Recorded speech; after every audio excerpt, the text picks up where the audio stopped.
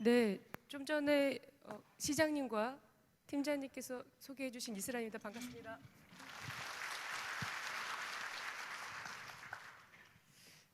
네, 사실 제가 성남시와는 인연이 전혀 없습니다. 가끔은 뭐 이렇게 친구들이 살기도 하고 뭐 친척들이 살기도 하는데 성남시하고는 별로 인연이 없어요, 제가. 근데 아까 말씀 주신 대로 은 시장님을 제가 비서관님으로 모셨었습니다. 글쎄요, 뭐잘 썼다고 말씀하셨는데 보고서를 가끔 혼나기도 했고요. 그 다음에 이렇게 막 계속 제가 뭐 반대 의견을 내서 가끔 또 뭐라고도 하셨는데 그게 또 좋은 이미지였다니 다행이고요.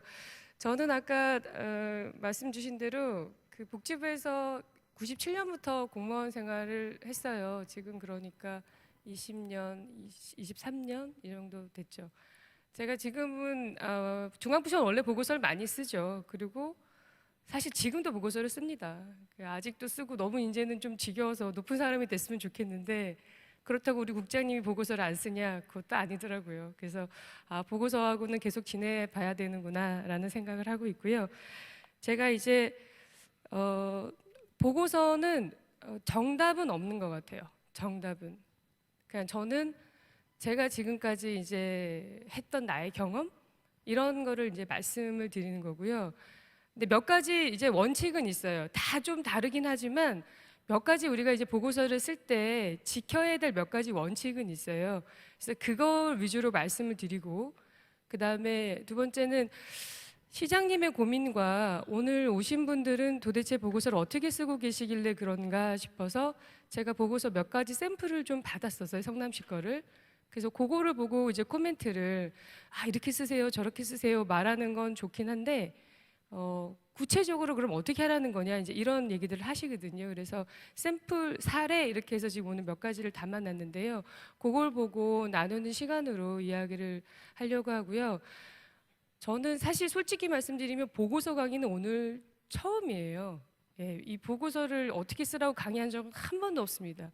어제 박종필 국장께서 그분은 보고서 관련해서 무슨 책도 쓰시고 뭐 강의도 막 여러 차례 다니시고 하는데 저는 오늘 처음이에요. 그래서 뭐 맞는지 안 맞는지 잘 모르겠어요. 그냥 한번 맛보기라고 아까 시장님께서 표현을 하셨는데 한번 들어보시고 이런 거 오늘 강의에서 한두 개만 얻어 가시면 저는 뭐 의미 있는 자리였다고 생각을 합니다.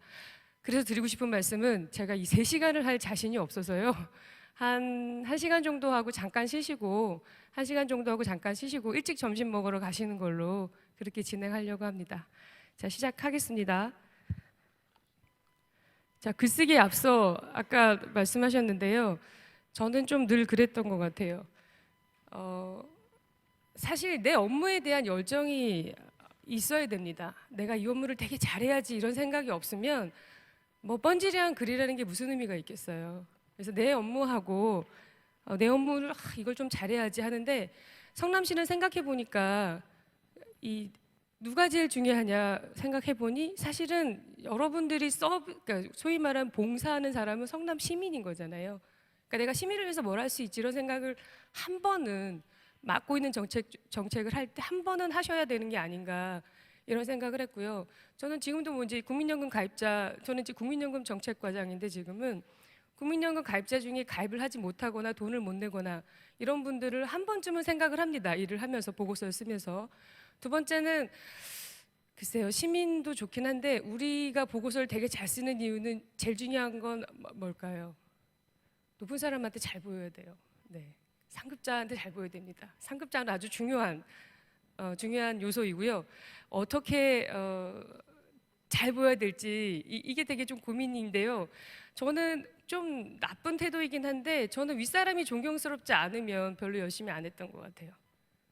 윗사람한테 갔는데 말 같지 않은 얘기 자꾸 하고 이상한 코멘트하고 그러면 되게 쓰기 싫더라고요. 말하기 싫고. 그래서 일단 어떻게든 상급자가 훌륭하다 이런 생각을 하셔야 됩니다. 보고서를 드리는 분이 이 사람은 참 훌륭해. 아니면 적어도 이 사람이 다른 거다 엉망진창인데 이런 면은 좀 괜찮아라는 생각을 하고 일단 하셔야 돼요. 안 그러면 되게 하기 싫어요, 일이. 자, 두 번째는 내용을 알아야 됩니다. 이게 아무리 보고서를 잘 쓰려고 해도 해당 분야의 전문 지식이 없으면 불가능해요. 그거는 뭐 여러 가지로 당신이 이제 업무를 하면서 여러분들이 업무를 하면서 익힐 수도 있고 또 어떤 경우에는 뭐 학업을 하시기도 하죠. 뭐 어디 박사과정을 하든 석사과정을 하든 아니면 지금 아까 시장님 말씀하신 역량교육 프로그램을 하든 뭐 이런 식으로 뭘 이렇게 배워야 됩니다. 세 번째는 이제 말씀드린데 오늘 주로 얘기할 이제 보고 잘하기, 이제 구조화된 기술 이렇게 했는데 보고를 잘해야죠. 이제 보고를 한번 어떻게 하시는지 이제 쭉 한번 얘기를 해보시죠. 맨 처음에 갔을 때 제가 업무에 대한 열정, 저도 오늘 이게 사실은 PPT가 보고서입니다. 저한테는. 그러니까 내가 오늘 누구한테 이거를 하는가 이런 생각이 들어서 한번 저도 사실 되게 바쁘거든요. 엄청 바쁜데 페이스북을 다 뒤져가지고 성남시 관한 자료를 좀 봤어요. 그랬더니 이제 여기 이게 나오죠. 여기 뭐 성남은 어디에 있고 누가 있고 인구가 95만이나 되네. 시장님은 은수미고 그다음에 민주당이 되게 많군. 뭐 그다음에 구청은 이렇게 나눠져 있군. 이런 생각을 제가 하고 왔어요.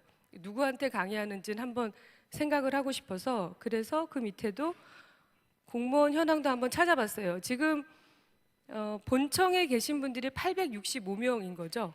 맞나요? 맞아요? 네. 제가 틀린 건 아니에요. 그럼 오늘 오신 분들이 한 300명 정도라고 들었는데 이 중에 300분이 오신 건가요, 그러면? 맞아요? 네? 네. 감사합니다. 제가 오늘 그러면 이 본청에 근무하시는 800명 중에 300분에게 강의할 수 있는 기회를 갖게 된 거네요. 감사드리고요. 자, 그다음에 제가 알아본 거는 이제 성남시를 좀 이렇게 아마 다 아실 거예요. 제가 이걸 보고 느낀 건 뭐냐면 사람이 되게 많구나. 2010년에 시청 건물이 되게 화려하더니 모라토리움이 있었구나. 그다음에 교통 발달하고 서울이랑도 가깝고 뭐 상권도 있구나.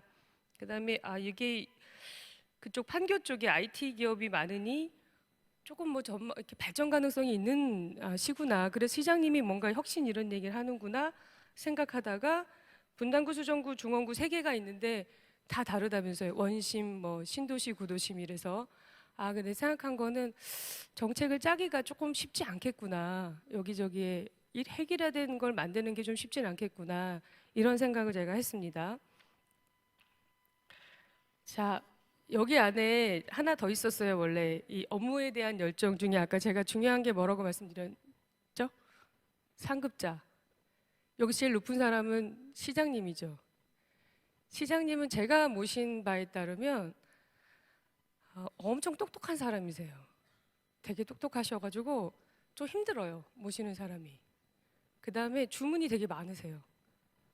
이것저것 다 한번 챙겨보고 다각적으로 보라고 하셔서 좀 쉽지가 모시는 분 중에 되게 어려웠던 분이었고 네, 두 번째는 근데 그럼에도 불구하고 되게 따뜻한 분이세요.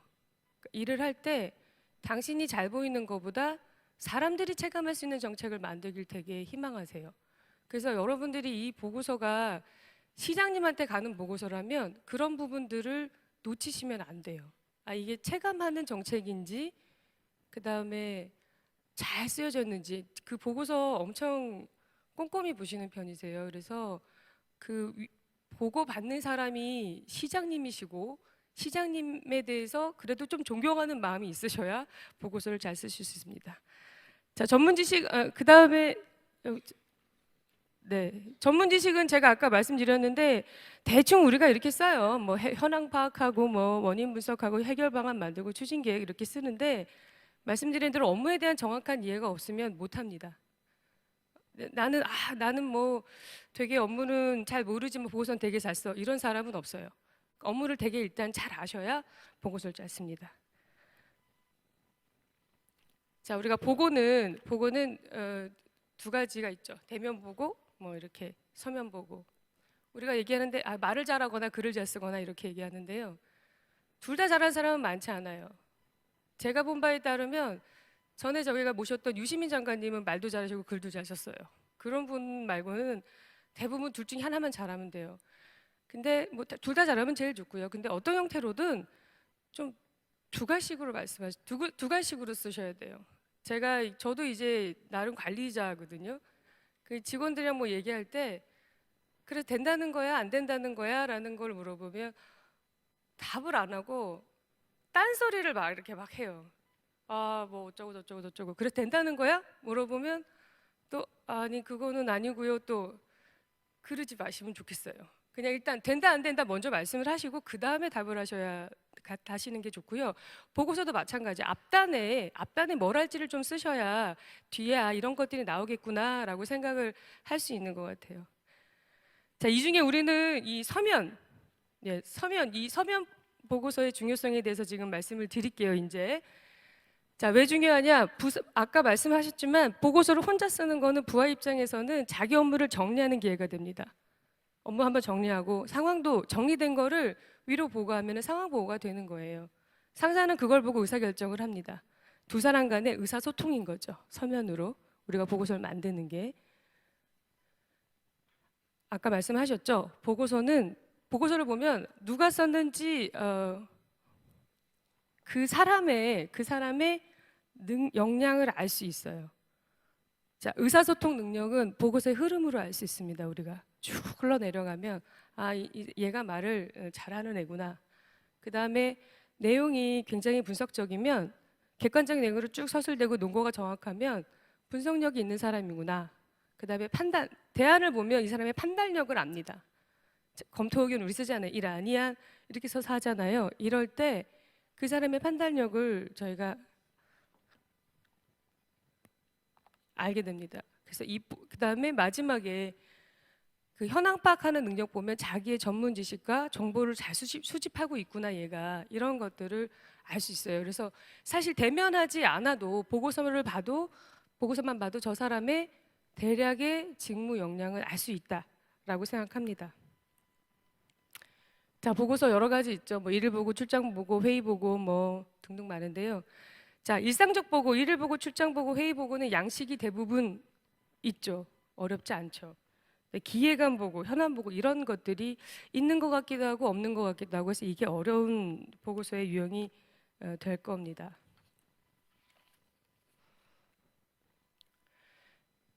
자, 아까 말씀드렸는데요.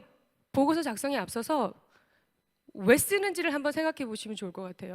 이게 보통 제목에 써 있어요. 뭐 설명, 현황 보고, 뭐 무슨 대안 검토 이렇게 제목 자체에도 있는데 정책 결정을 위한 자료인지 아니면 단순한 현황 보고인지 아니면 그러니까 지금 상황을 보고하는 건지 아니면 단순한 설명인지 왜 쓰는지는 한번 좀 생각을 하시면 좋을 것 같아요. 보고서의 목적이 뭔지를.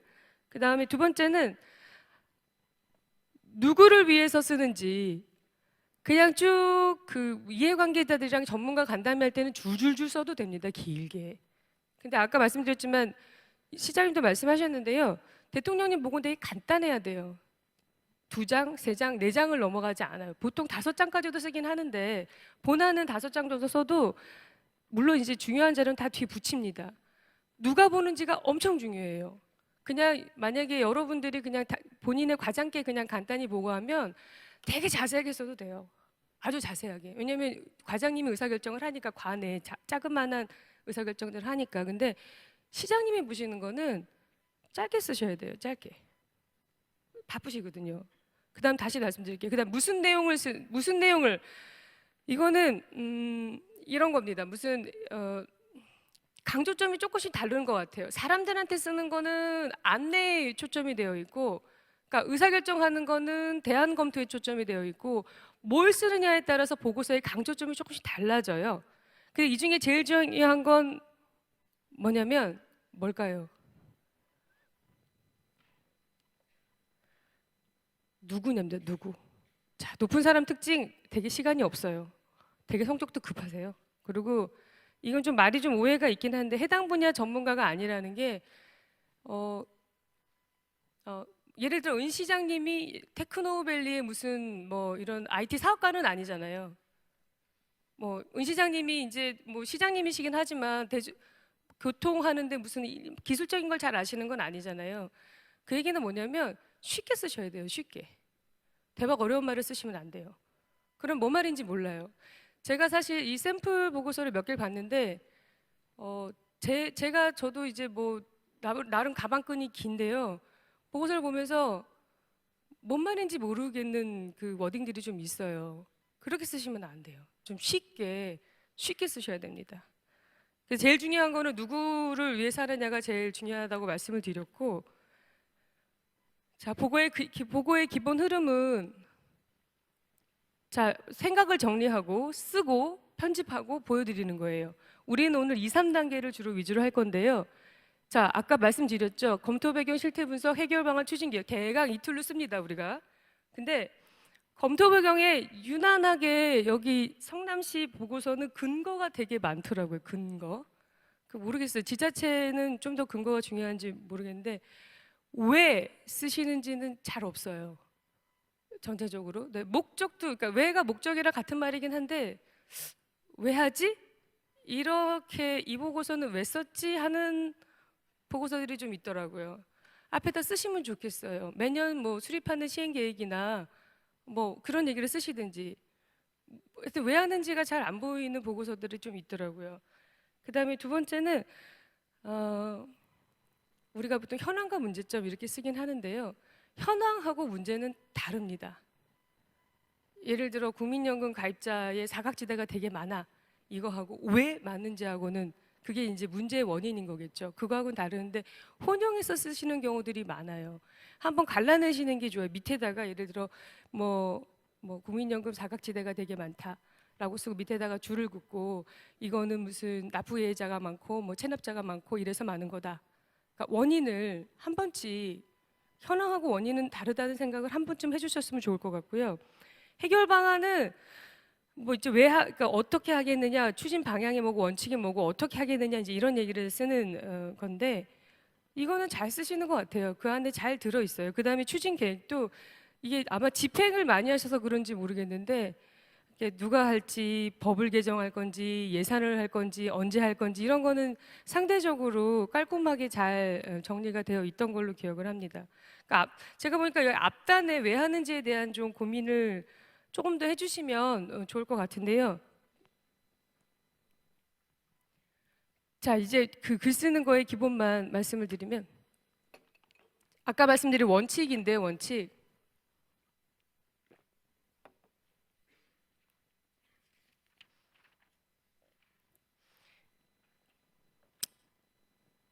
문법에 맞지 않는 문장들이 꽤 많아요. 이렇게 요약적으로 쓰다 보면은 우리가 보통 이게 뭐라죠? 그 뭐라고 말해야 되나 이게 이렇게 줄줄줄 수록 없이 그냥 쓰다 보니까 이런 것들이 많은데요. 여기 보시면은 이거는 제가 그 어느 책에서 이제 갖고 온 건데요. 이렇게 쓰지는 않아요. 우리는 이렇게 쓰지는 않아요. 그 근로자가 진정서를 접수함. 이게 그냥 없이 보면 말이 돼 보이지만 그렇지 않아요. 근로자가 진정서는 제출하는 겁니다. 제출. 그다음에 이해관계인에게 열람한다. 이해관계인이 열람하게 한다죠. 그러니까 기본적인 문법이 안 맞는 것들이 가끔 있어요. 빨리 쓰다 보면은 그런 거는 읽다 보면 훅 넘어가긴 하지만 또 예민한 사람들은 이게 문법에 맞는 거야? 누가 한다는 거야? 누구한테 한다는 거야? 이런 거를 묻는 분들이 계시거든요. 그래서 가급적이 아니라 이거는 기본인 것 같아요. 문법에 맞게 쓰셨으면 좋겠고 두 번째는 엄청 줄줄줄줄줄줄줄 보고서 쓰는 사람들 있어요. 숨이 이제 안 끊기는 거죠. 읽다 보면. 저는 우리 직원들한테 가급적 두 줄 내로 쓰라 그래요. 이건 예로 그냥 갖고 온 건데요. 아마 이게 박 국장님 그 책에도 들어 있더라고요. 그 원칙을 가져보세요. 나중에 쓰실 때 두 줄을 넘지 말아보세요. 근데 제가 성남시 보고서는 보니까 길게는 안 쓰시더라고요. 이렇게 막 이렇게 줄줄줄 쓰진 않고 오히려 너무 깡총하게 쓰시는 게 그런 해들이 많았는데 여하튼 좀 원칙으로 본인이 쓰실 때 두 줄을 넘어가면 한번 잘라보세요. 중간 어딘가를. 그게 좀 필요합니다. 읽다가 숨이 막혀요. 숨이. 그 다음에 말씀드린 대로 주어, 목적어 서술어는 좀 정확하게 특히 사역동사 나올 때 문법에 맞게 꼭 쓰십시오. 그거를 안 하면 우리 늘 듣는 말 있죠. 국어도 못해? 이런 말 들어요. 그런 분들은 없으리라고 생각하고 여하튼 문법에 맞게 쓰셨으면 좋겠고 자 아까 두 번째 말씀드렸지만 이게 사실 어렵지는 않아요. 이 개선 방안이 오염 물질의 효율적인 감축을 제고하며 맞는 말이죠. 근데 이 개선 방안으로 오염 물질을 효율적으로 줄일 수 있으며 훨씬 읽기가 수월하죠. 제가 전에 모셨던 과장님은 읽듯이 쓰라고 하셨어요. 읽듯이. 이게 너무 우리가 말할 때 되게 어려운 용어를 쓰지는 않거든요. 그러니까 좀 쉽게 쓰거든요. 그러니까 말을 할 때는 그러니까 보고서도 그냥 말하듯이 쓰라고 가르쳐 주신 그때 과장님 한 분 계셨는데 저는 그분이 되게 제 보고서 쓰는데 많이 도움이 됐던 것 같아요. 그래서 좀 뭐라고 말해야 되지? 이게 좀 되게 뭐 어려운 말을 쓰면 좀 있어 보이는데 있어 보이는 건 의미가 없는 것 같아요. 요즘에는 뭔 말인지 모르겠다. 뭐 이렇게 말을 어렵게 써 이런 얘기를 듣는 게 대부분 보면 말을 어렵게 쓰고 좀 있어 보이려고 그러고 좀 괜찮은 용어를 갖다 쓰고 이러다가 벌어지는 상황들이 되더라고요. 그래서 쉽게 쓰시면 좋겠고 마지막은 우리가 보고서 쓸 때 엄청 좋은 말을 써요. 뭐 적극적으로 확대하여 뭘 강화한다. 그다음에 뭐 민주성을 높여서 민주사회를 뭐 구현하고 다 좋은 말인데 구체적이지 않아요. 그러니까 예를 들면 어떻게 적극적으로 한다는 거야? 시민들과의 의견을 적극적으로 수렴하여 그 앞에다가 뭐 설명 등을 개최하여 아니면 교육 등을 실시하여 이런 말을 붙여주면 무슨 말인지 알거든요. 이건 저희 과 직원이 하나 썼던 거였는데 건설 일용자를 지난해 아마 기준을 바꿔가지고 국민연금 적용을 확대하는 모양이더라고요. 근데 건설 일용자에 대한 국민연금 적용 확대는 중요한 제도 개선임 이렇게 돼서 왜? 뭐 때문에? 그러니까 좋은 말이죠. 그 적용 확대가 중요하고 연금제도 개선 중요한데 이거는 원칙 원래 이 건설 일용자들이 뭐 이렇게 국민연금 사각지대에 있었나 봐요. 그래서 국민연금의 사각지대를 해소하고 건설 일용 근로자의 노후소득 보장에 기여함으로 국민연금 적용 확대는 중요한 제도 개선이다. 이렇게 이제 바꿔 쓰라 그랬어요. 그러니까 좋은 말만 많이 쓰는 건 사실 의미가 없어요. 이거는 제가 나중에 요 후단에 사례를 들어서 말씀을 드릴 텐데 하여튼 뭐라 그래죠? 온갖 좋은 말이 다 있으나 구체적이지 않은 게 되게 많아요. 그거는 한번 사례 다시 한번 말씀을 드릴게요. 자, 그다음에 지금 아까 이제 원칙으로 우리가 막 어떻게 쓰라 이렇게 얘기했잖아요. 그다음 편집 되게 중요합니다. 편집 아무것도 아닌 것 같은데요. 그렇지 않아요. 되게 중요해요. 이렇게 흐름이 이렇게 흐르도록 일단 편집은 하셔야 되고 두 번째는 성남시 보고서도 표가 많긴 한데 조금 더 좀 눈에 가독성 있게 좀 만들 수 있는 방법이 있을 것 같아요. 표를 좀 활용하시면 좋을 것 같고 그림 이런 거 쓰시면 좋아요. 그러니까 간단하게 보여줄 수 있게. 그다음에 세 번째는 아까 말씀드렸지만 보고서는 제한이 있어요. 엄청 요약적으로 쓰려고 그러면 중복을 하시면 안 돼요. 같은 말 번복, 같은 말 번복. 이거 하시면 안 됩니다. 같은 얘기를 계속 번복해요. 앞에도 한번 쓰고 뒤에도 한번 또 쓰고 이런 경우 많은데 이 뒤에 제가 샘플로 한번 그거는 보여드리도록 할게요. 저한테 오늘 주어진 강의 이름이 스토리 있는 보고서 작성인데요. 이것도 아마 얘를 어디서 보셨을지를 모르겠어요. 보통 현황은 스토리가 안 된다고 생각하시는데 그렇지 않습니다. 의미를 부여하면 스토리가 됩니다. 예를 들면 여기 이제 어떤 여자가 갈 때 뭐 빨간 모자를 쓰고 빨간 드레스를 입고 뭐 모자를 쓰고 어떤 여자가 걸어간다. 뭐 이렇게 이게 상황이면 예쁜 빨간 원피스를 입고 높은 구두를 신고 또박또박 걸어간다. 이렇게 얘기하는 거랑 사실 다르거든요. 그러니까 뭐라고 말씀드려야 되냐면 현황에다가 자꾸 의미를 넣으면 돼요. 예를 들면 여기도 마찬가지입니다. 건설공사도 보시면은 이게 예인데요. 이쪽 편에 왼쪽에 있는 게 그냥 쓴 거예요. 송구합니다만 그 성남시에서 제가 받은 샘플 보고서의 대부분은 왼쪽 편의 모양이에요. 뒤에 한번 보여드릴 텐데 공사 개요, 뭐 목적 개요, 현장 위치, 주요 공정 이렇게 되어 있어요. 그냥 팩트만 있죠, 팩트만. 근데 오른쪽으로 한번 가보시면 한 번씩 의미를 좀 넣어주면 됩니다. 이렇게 무슨 예를 들어 이 건설공사는 몇 번째 고속도로고 뭐 국내 최장이든 아니면 세 번째든 어떤 공법을 썼고 이런 얘기를 쓰면서 이 공사가 이 자체로 바뀌는 건 없어요. 현황은 똑같은데 거기에다가 얘가 무슨 의미가 있는지 갖다가 좀 붙여주는 거죠. 주요 공정도 여기도 마찬가지지만 공정도 그냥 무슨 내용이 뭐고 공법 이렇게 하면서 얘가 무슨 특징이 있고 어떤 의미가 있고 이런 것들을 갖다 붙여주면 얘가 좀 스토리가 있어 보이죠. 근데 이것 그 다음 것도 마찬가지예요. 추진 현황 이런 것들도 뭐 전체 진도, 인원, 뭐 이런 뭐 산업재해 이거를 옆으로 보시면 진도 관리는 시간인 거고 자원 출력 인원은 자원인 거고 인적 물적 다 마찬가지고 그다음에 재해 예방은 안전이잖아요. 앞에다가 문장 목차를 하나씩 넣고 개인의 내용을 쓰면서 지금 현재는 어떤 상태고 우리가 목표는 뭐고 어디로 갈 거다 이렇게 붙여주면 훨씬 있어 보이는 보고서가 되는 거죠.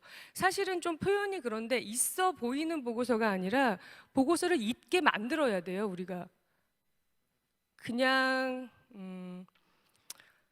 뒤에 사례로 그냥 말씀을 드릴 텐데 하여튼 이게 그 전체적으로 되게 우리가 말하면 좀 맹맹해요. 맹맹한 보고서들이 좀 있으시더라고요. 거기다가 자꾸 이렇게 의미를 넣으시면 좋을 것 같은데 뒤에서 한번 다시 이거는 설명을 드리도록 하겠습니다.